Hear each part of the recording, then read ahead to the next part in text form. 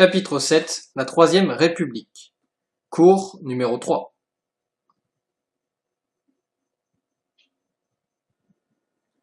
Dans cette troisième partie, nous allons voir à quelles difficultés et oppositions la Troisième République est confrontée. À la fin des années 1880, tous les Français ne sont pas républicains. La République est de plus en plus contestée. Le pouvoir du Parlement est remis en cause notamment par le général Boulanger. La Troisième République traverse alors plusieurs crises.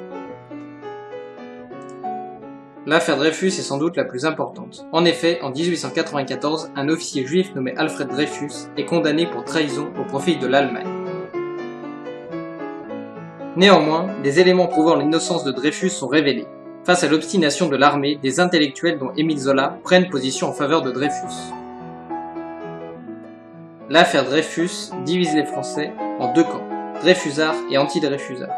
Elle révèle également l'existence d'un antisémitisme en France. En 1899, Dreyfus est innocenté, puis 7 ans plus tard, réhabilité. La République sort renforcée de cette crise.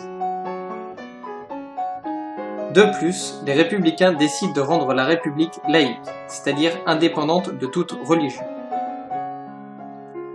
Cependant, en 1905, la loi de séparation des églises et de l'État rencontre une forte opposition, notamment de la part de l'Église catholique. Enfin, il subsiste de fortes inégalités.